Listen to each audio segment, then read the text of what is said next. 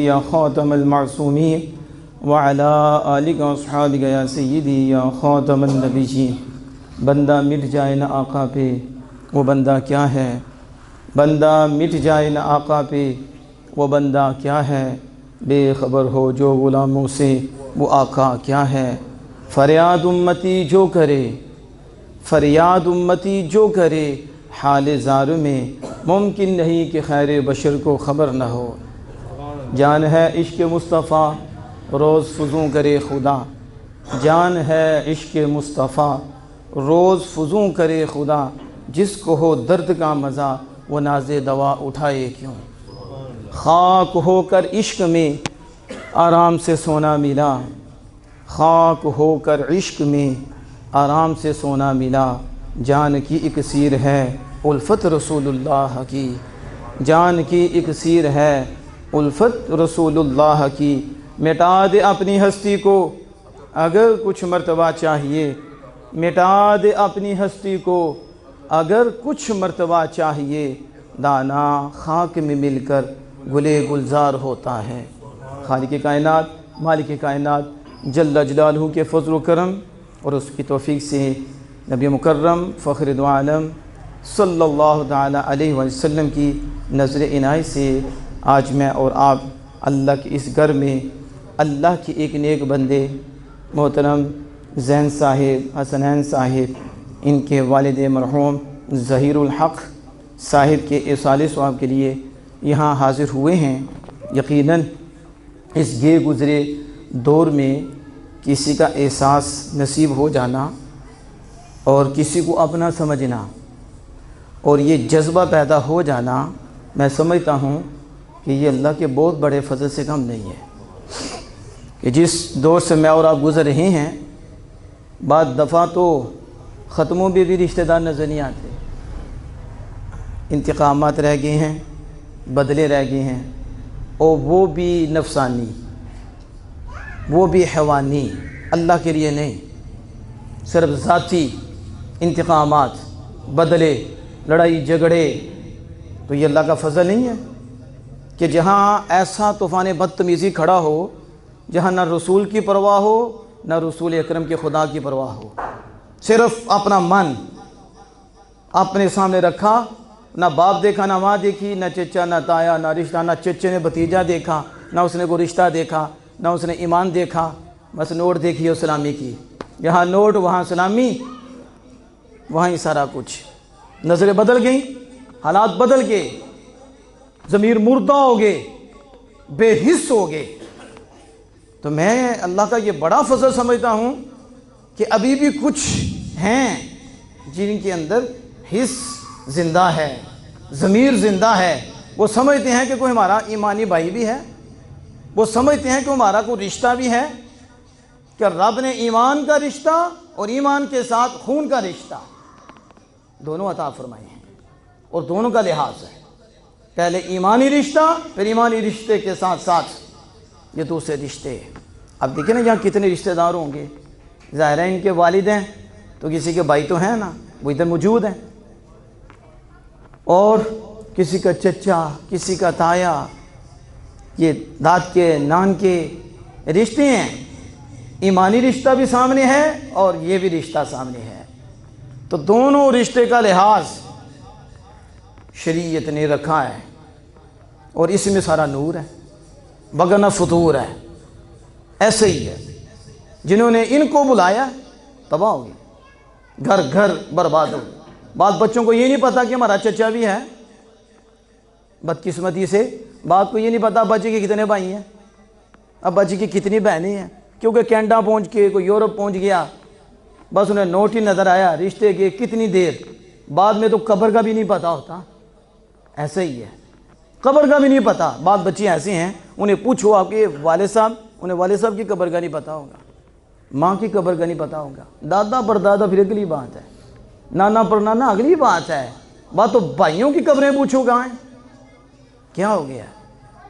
یہ سارا جو خرابی کا ذریعہ اور وجہ ہے نا، وہ دین سے دوری ہے، علماء حق سے دوری ہے، دولت کی طرف دوڑ لگی ہوئی ہے، دولت کی طرف دوڑ لگی ہوئی ہے، مرنے لگا ہے میرے بچوں کا کیا بنے گا؟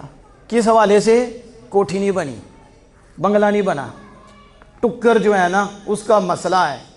اور اب بھی تجھے یہ سمجھ نہیں آ رہی کہ تیرا کیا بنے گا، مرنے لگا ہے اب بھی تو یہ سوچنا بچوں کا کیا بنے گا۔ ان کا بھی رازق اللہ ہے، کبھی پوری زندگی یہ سوچا کہ مرنے کے بعد بچوں کا کیا بنے گا اور میرا کیا بنے گا؟ اس کی فکر کس نے کرنی ہے؟ اس کی فکر کوئی اور کرے گا، وہ کہیں گے یہ علماء کا کام ہے، یہ دین کے طلباء کا کام ہے، دین انہوں نے پھیلانا ہے، دین پہ انہوں نے عمل کرنا ہے۔ تو آپ مومن نہیں ہو، آپ اللہ کے بندے نہیں ہو، آپ کو کوئی حکم نہیں ہے کہ آپ نے دین نہیں سیکھنا، آپ نے دینداروں کے پاس نہیں بیٹھنا، اپنے بچوں کو وقت نہیں دینا، اس لیے بچے والدین کے بے ادب ہیں۔ ہم والدین کی بڑی شان بیان کرتے ہیں، واقعی والدین کی بڑی شان ہے، لیکن جن والدین نے بچوں کی تربیت نہیں کی ان کی کیا شان بیان کریں؟ وہ والدین بچیں گے؟ والدین کو پوچھا نہیں جائے گا؟ رب کا حکم ہے یا ایمان والو اپنی اولاد کو بچاؤ، کس سے؟ جہنم سے، اس آگ سے جس کا ایندھن آدمی اور پتھر ہے۔ تو جس باپ نے بچے کو نماز کا کہا ہی نہیں، جس باپ نے بچے کو قرآن سکھایا ہی نہیں، جس باپ نے بچے کو دین سے آگاہی دی ہی نہیں، انہیں یہ بتایا ہی نہیں، نہ کسی کے پاس بھیجا ہے کہ بیٹھو تجھے پتا چلے تم بندے کس کے ہو، غلام کس کے ہو، تم نے زندگی کس طرح گزارنی ہے، تم نے دغا فراڈی میں نہیں گزارنی، تم نے دھوکوں میں نہیں گزارنی، تم نے ٹانگیں نہیں کاٹنی، تم نے لوگوں کے دل نہیں جلانے، گھر والوں کو ستانا نہیں، ہمسایوں کو ستانا نہیں، انہیں پریشان نہیں کرنا، تم نے ڈنگروں کی طرح زندگی نہیں گزارنی، تم نے بندوں کی طرح زندگی گزارنی ہے اور انسان بن کے زندگی گزارنی ہے۔ یہ کون بتائے گا؟ یہ ہمیں دین بتائے گا۔ دین سے بڑا خیر خواہ کوئی بھی نہیں، دین سے بڑا رہنما کوئی نہیں، لیکن بدقسمتی سے ہم تو دینداروں کے خلاف ہو گئے، ہم دین کے خلاف ہو گئے۔ پڑھنا نہیں لیکن پیچھے پڑھنا سیکھا ہم نے، دین نہیں پڑھنا، دین کو سیکھنا نہیں۔ کیا دین سے بڑا بھی کوئی خیر خواہ ہے تو مجھے بتا دو، اسلام سے بھی بڑا کوئی خیر خواہ ہے تو مجھے بتا دو۔ تو جب خیر خواہ کو پڑھنا ہی نہیں تو خیر خواہی کہاں آئے گی؟ اور جنہوں نے خیر خواہ کو پڑھا، خیر خواہ کو اپنے اندر اتارا، ان کے پاس بیٹھنا نہیں، ان کے پاس بٹھانا نہیں، تو خیر خواہی کہاں آئے گی؟ خیر خواہی ملے گی تو علماء کرام سے ملے گی، خیر خواہی ملے گی تو اولیاء اعظام سے ملے گی، خیر خواہی ملے گی تو جہاں جو خدمتیں کر رہے ہیں ان سے ملے گی، خیر خواہی انہیں ملے گی جو بیٹھے یہاں ہوتے ہیں لیکن حاضری ان کی بارگاہ الہی میں لگ جاتی ہے۔ اب دیکھو میں آپ کے سامنے ایک دو بات رکھتا ہوں جو میں نے آیت کریمہ پڑھی، اس کی طرف توجہ فرماؤ۔ اللہ پاک فرماتا ہے ذکر فإن الذکر تنفع المؤمنین، نصیحت کریں، بے شک محبوب مومنین کو یہ ذکر فائدہ دے گا۔ کس کو؟ مومنین کو نصیحت فائدہ دے گی۔ اب اس کے دو معنی ہیں، ایک ہے فی الحال مومن جیسے آپ بیٹھے ہو آپ کو فائدہ دے گا، اب فی الحال آپ مومن ہو۔ ایک وہ ہے کہ جو مومن ہوگا لیکن فی الحال مومن نہیں، اللہ کے علم میں مومن ہے۔ رب فرماتا نصیحت کرو، اور یہ نصیحت انہیں ہی فائدہ دے گی جو فی الحال مومن ہیں، جو آئندہ مومن ہوں گے۔ اس سے یہ آیت سے پتہ چل رہا ہے کہ جن کے دل کالے ہیں انہیں ذکر فائدہ نہیں دے گا، انہیں نصیحت فائدہ نہیں دے گی۔ اور یہ قرآن پاک کی آیت عام ہے، یہ نہیں کہ وہ زمین کے اوپر ہے تو پھر اسے فائدہ دے گا ذکر، نہ تنفع المؤمنین، زمین کے اوپر بھی ہے تو اس کے پاس ذکر کرو، انہیں نصیحت کرو، انہیں فائدہ دے گی۔ اور جب اس دنیا سے دوسرے جہاں میں جائے گا پھر بھی مومن کی نصیحت اسے فائدہ دے گی۔ اس پہ حدیث پاک موجود ہے کہ جب دفن کرنے کے بعد پلٹتے ہیں تو میرے آقا دو جہاں صلی اللہ علیہ وسلم فرمایا، طبرانی شریف میں مرفوعاً حدیث پاک آئی ہے کہ آپ کو پتہ ہے منکر نکیر قبر میں آتی ہیں اور وہ سوالات بھی کرتے ہیں، تو میرے آقا دو جہاں صلی اللہ علیہ وسلم سے کون سی شے پوشیدہ ہے؟ وہ شے ہی نہیں جو آمینہ کے لال سے پوشیدہ ہو، اور رب بھی شے ہے لیکن اس جیسی شے کوئی نہیں۔ وہ خالق کی قاعدہ اپنے آپ کو نہیں چھپایا، آمینہ کے لال سے اور کیا چھپائے گا؟ اب یہاں دیکھیں رسول اکرم صلی اللہ علیہ وسلم آتے ہیں، جب وہ آتے ہیں تو تم نے کیا کرنا ہے؟ کیونکہ وہ منکر نکیرن آتے ہیں، دفن کرنے کے بعد تلقین کرنی ہے۔ کیا کرنا ہے؟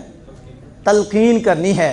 رضیت باللہ ربا وبالاسلام دینا وبمحمد نبی ورسولا وبالقرآن اماما، کہ یہ دنیا میں جو گواہی دیتا تھا اللہ اس کے رسول کو مانتا تھا، قرآن کو امام مانتا تھا، رب کی توحید پہ پکا تھا، آمینہ کے لال کی محبت میں پکا تھا۔ اب وہ جب قبر میں چلا گیا ہے تو تم اس سے خیر خواہی کرو، اس سے نصیحت کرو۔ کس چیز کی نصیحت کرو؟ تم اسے کہو اے فلاں بن فلاں، اب جس کو نام یاد ہے وہ نام لے کر پکارے، اور پکار کے فلاں بن فلاں قبر کے باہر کھڑا ہو کے پکار رہا ہے، اور حدیث ہم بتائیں گے، ہم دکھائیں گے۔ طبرانی کی حدیث ہے، حضور صلی اللہ علیہ وسلم کہتے ہیں وہ سنتا ہے، اور بخاری کی حدیث سے واقع ہے لَيَسْمَعُ قَرْعَ نِعَالِهِمْ، ہزاروں کا مجمع ہو، جب دفن کرنے کے بعد پلٹتا ہے، ہو سکتا ہے اپنے جوتے کی آہٹ ہلکی سی آواز وہ نہ سن پائے، لیکن میرے آقا قبر کے حالات جانتے ہیں، میرے آقا مردے کی سماعت کو جانتے ہیں کہ اس کی روح کی سماعت کتنی تیز ہو جاتی ہے، اور روح کی بصیرت اور اس کی نگاہ کتنی تیز ہو جاتی ہے۔ وہ جسم سے آزاد ہو گیا ہے، پہلے جسم سے سنتا تھا اس لیے اتنی تیز نہیں تھی، یہ نگاہ سے دیکھتا تھا اتنی تیز نہیں تھی، اب اس سے فارغ ہو گیا ہے، اب روح کی سماعت کتنی تیز ہے، اب یہ نگاہ کتنی تیز ہے۔ فرمایا تمہارے حلقے سے جوتے کی ہلکی سی آواز لا يسمع قرع نعالهم، یہ حدیث بخاری میں آئی ہے، میرے آقا تو جہاں صلی اللہ علیہ وسلم آتے ہیں وہ مردہ سن لیتا ہے، وہ مردہ۔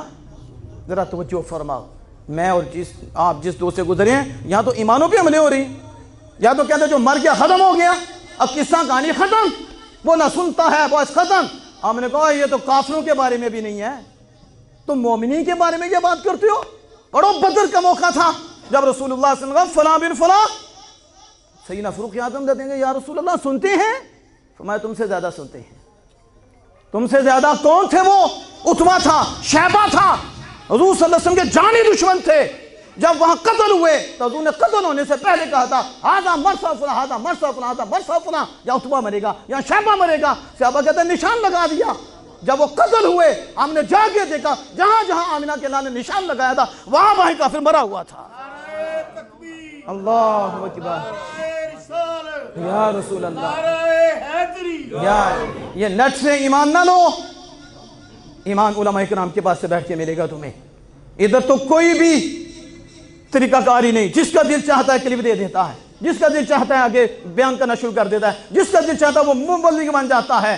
آپ کو پتا ہے یہ شعبہ ہمارا، اس میں تو کسی پہ پابندی کوئی نہیں، جس کا دل چاہے کرتا ہے۔ باقی شعبوں میں پابندیاں ہوتی ہیں لیکن ہمارے شعبے میں کوئی پابندی نہیں، نہ دیکھا جاتا ہے اس نے کسی مدرسے میں پڑھا، کس مدرسے میں پڑھا، کہاں پڑھا، یونیورسٹی کا فارغ ہے، کالج کا فارغ ہے، کہاں سے پڑھ کے آیا ہے، کس کا پودا لگایا ہوا ہے، کس نے اس کو تیار کیا ہے، اس سے کیا اللہ اس کے رسول کی محبت کی خوشبو بھی ملی ہے کہ نہیں، اس کے بعد کوئی گرامر بھی ہے کہ نہیں، اس کے بعد کوئی اصول بھی ہے کہ نہیں، یہ کس پہ پرکھتا ہے۔ لیکن آگے پرکھنے والے بھی نہیں ہیں، انہیں بھی نہیں پتا، ان کے پاس بھی اصول نہیں ہے، ان کے پاس بھی قوانین نہیں ہے، کیسے پرکھیں، کیسے جانیں۔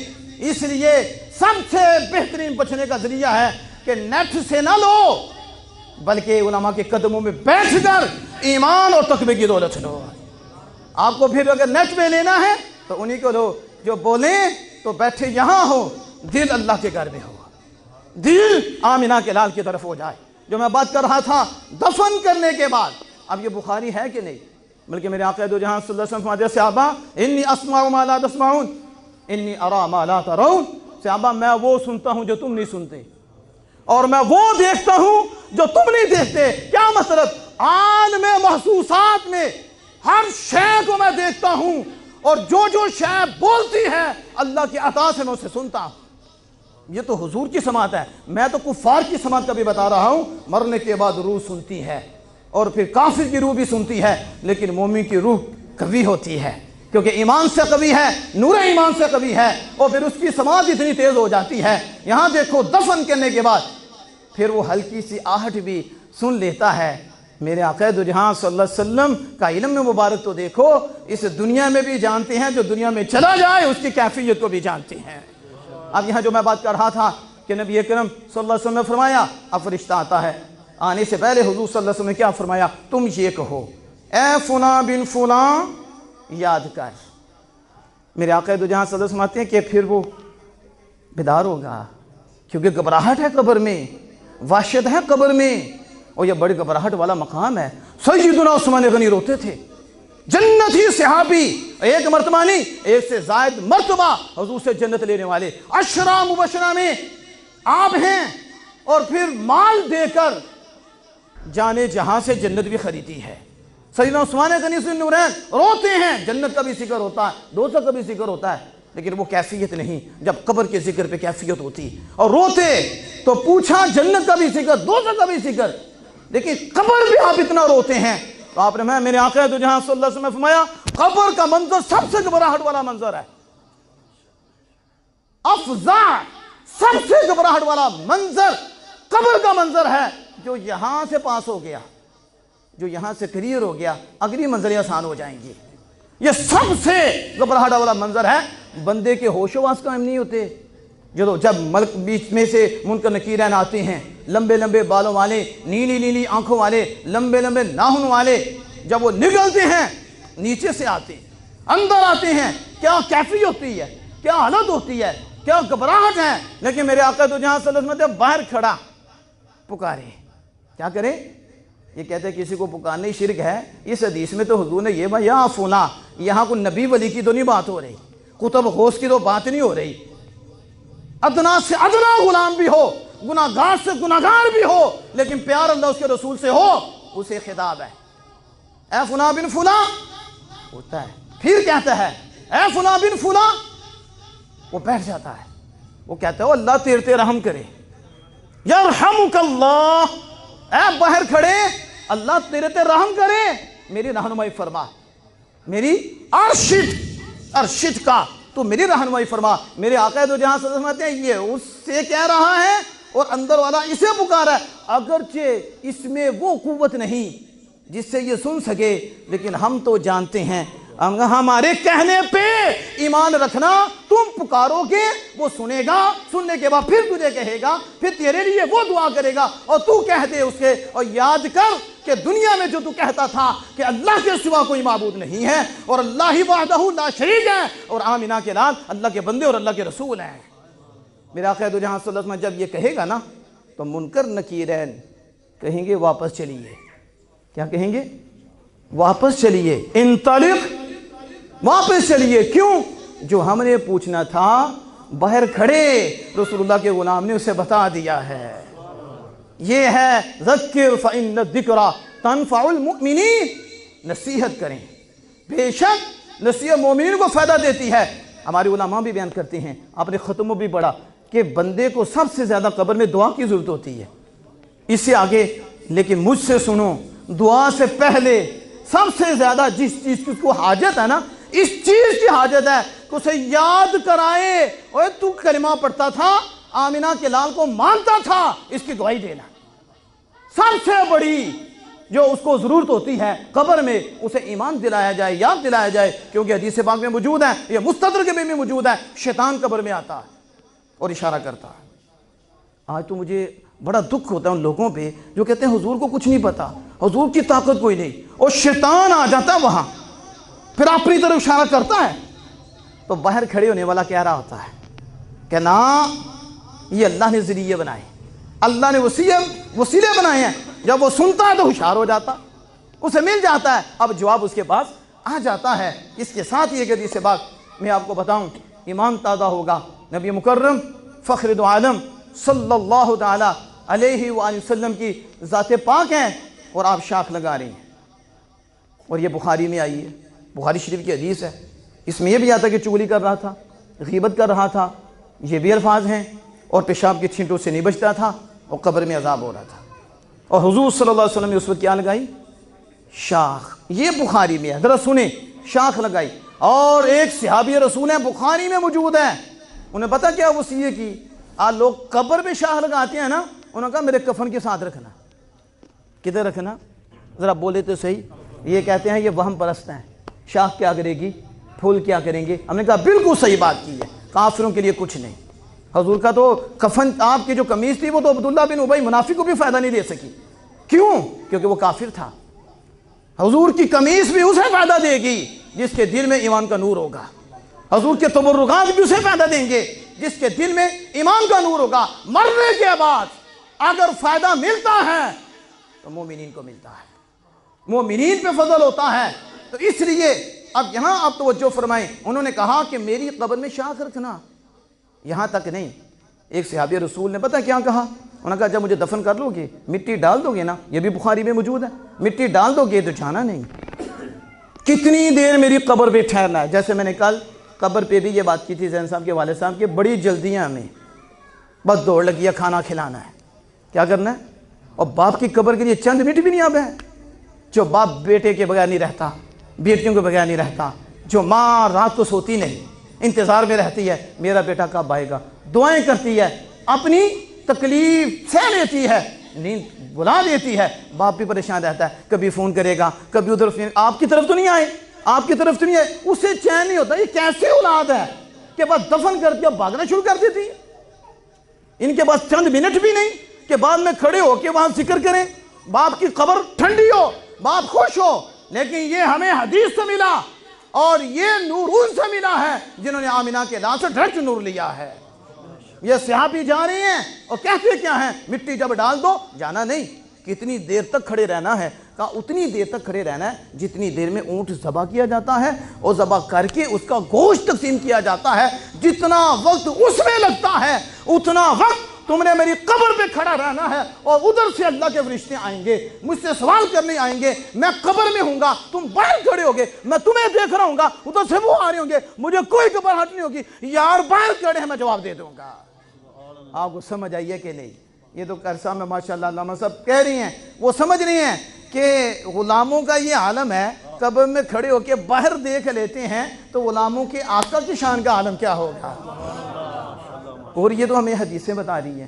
اب وقت اتنا نہیں تھا، میں نے مختصر سے وقت میں یہ باتیں آگے رکھیں۔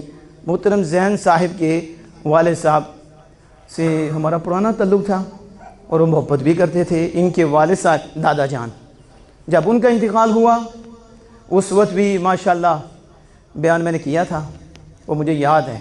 اور ان کے والد صاحب نمازی، نماز پڑھنی، پھر یہ سارے بھائی یہ مجھ سے بڑے ہیں، چھوٹے سے لے کے بڑے تک، زین بھی ماشاءاللہ، پھر حسنین نے تو کتابیں مجھ سے بڑھی، درس نامی یہ بھی درس نامی کرتے تھے، دعوت اسلامی۔ لیکن یہ والد صاحب کی محنت اور والدہ صاحبہ کی محنت تھی، انہیں شوق تھا کہ عالم دین بنے۔ انہوں نے ادھر فیضان مدینہ میں داخل کرایا، پھر مجھ سے انہوں نے ٹیوشن بھی پڑھی، پھر حسنین تو میرے پاس ہی اس نے درس نظامی شروع کیا، اور ماشاءاللہ جتنی اس کی قسمت تھی اس نے پڑھا۔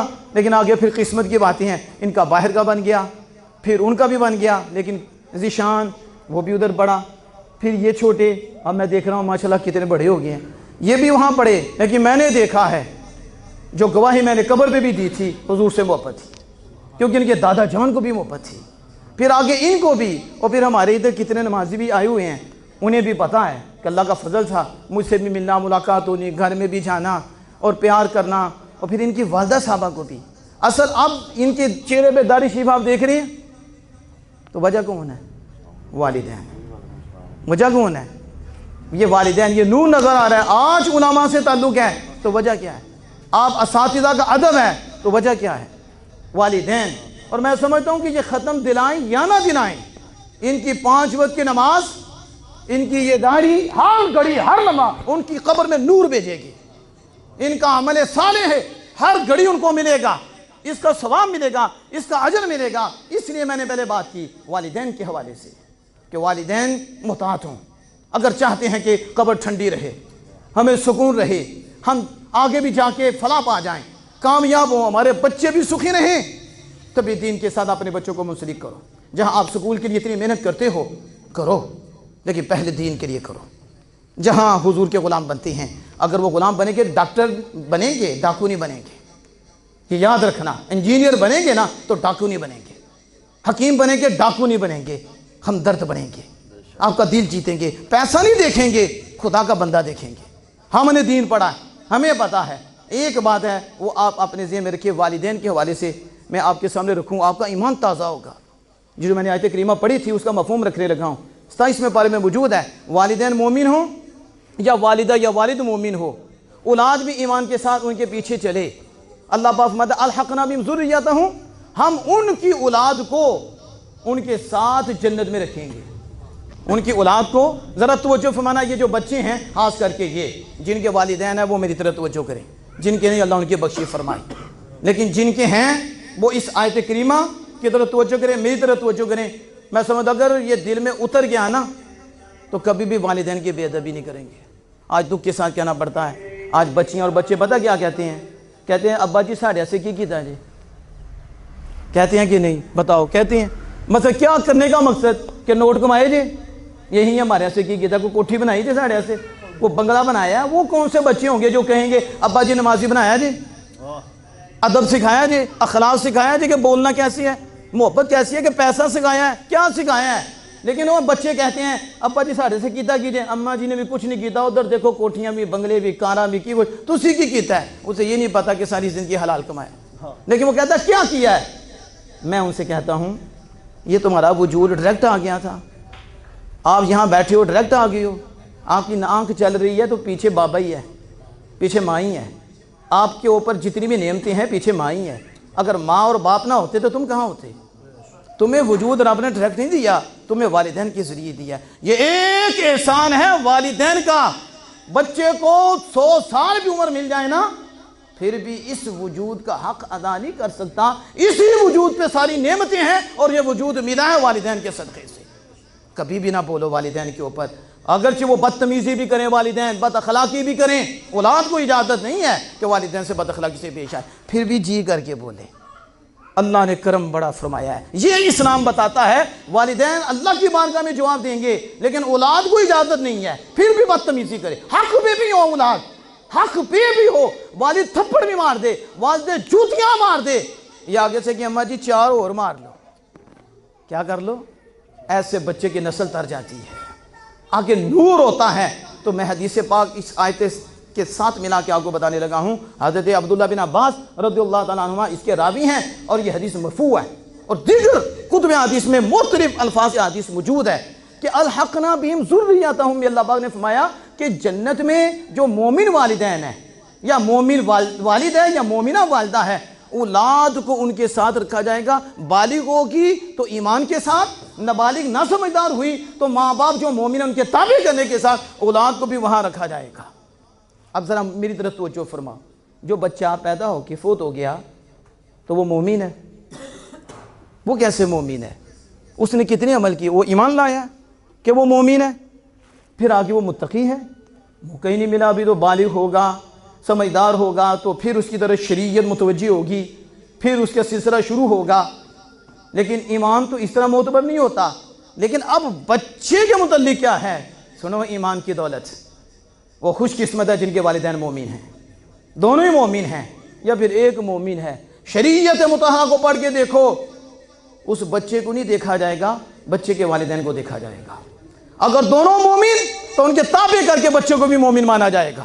اگر ایک مومن، پھر کافرہ کا اعتبار نہیں، کافر کا اعتبار نہیں ہوگا، اسی مومن باپ یا مومن ماں کے تابع کر کے اسے مومن مانا جائے گا۔ مجھے بتاؤ، جو کہتے ہیں کسی کی وجہ سے کچھ نہیں ہوتا، ہم نے کہا کسی کی وجہ سے کچھ نہیں ہوتا، انہوں نے آمینہ کے لال کو ماننا ہے، ماننا رب کو اتنا پسند ہے کہ رب نے ان کے بچوں کو بھی مان لیا ہے، بچے بھی مومن ہو گئے ہیں۔ پھر ادھر تک نہیں بلکہ قرآن الحقنا بہم ذریتہم، والدین جنت میں جس درجے بھی ہوں گے، وہ چھوٹا بچہ جس کا عمل ہی کوئی نہیں، وہ متقی بھی نہیں، پرہیزگار بھی نہیں، ایمان بھی مانا گیا، حدیث مصطفیٰ ہے اور قرآن ہے، خالق کائنات محبوب کی زبان سے فرما رہا ہے کہ ہم قیامت کے دن جس درجے میں والدین ہوں گے، ان چھوٹے بچوں کو بھی والدین کے درجے میں رکھ دیں گے۔ کیوں؟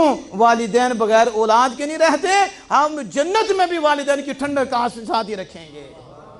آپ اس کو اللہ اکبر یا رسول اللہ یا علی۔ اب یہاں آپ توجہ فرمائیں، جو میں نے عرض کی، آج کتنا دکھ ہوتا ہے کہ جو کہتے ہیں کوئی کسی کو کچھ نہیں دے سکتا۔